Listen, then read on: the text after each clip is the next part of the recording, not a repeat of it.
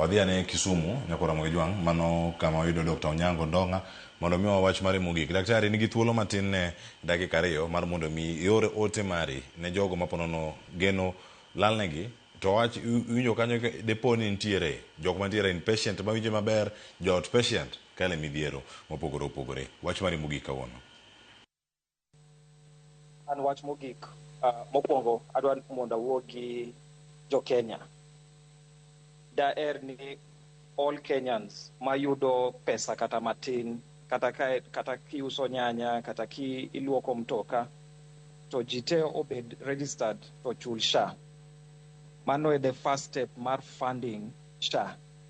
Mondo SHA obed gi pesa mar chulo for healthcare service for everyone. Tok ni gichulo dichiel, ichulo every year, every month. Secondly, daher ni SHA ong'iane wach mar gowi mag osiptende ma private kata public.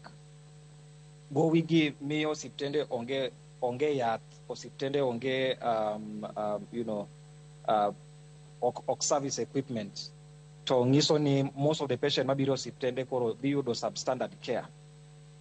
And finally, message man go and to the government. Now, funding model mar SHA okay the best funding model ma wanyalo bedo go at this moment. Nekech already waseneno ni only 3.1 million out of 51 million Kenyans are yudo mshahara kuom payslip.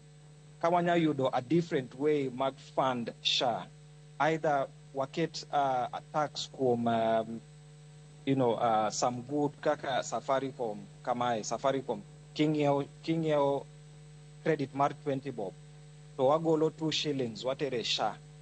Nekech credit en gima ji te tiyo go. Almost 90% mar Kenya nigi simu, to simu gitiyo gi credit card. Kawanya bedo gi some arrangement with some of these compulsory goods kata services.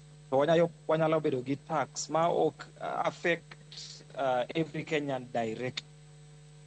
And erokamano kuom invite wa kuom Bakorom. Thank you. Erokamano ahinya Dr. Steve Onyango Ndonga. Okinyi makono kuom bedo kodwa okinyi makawuono kae warango ni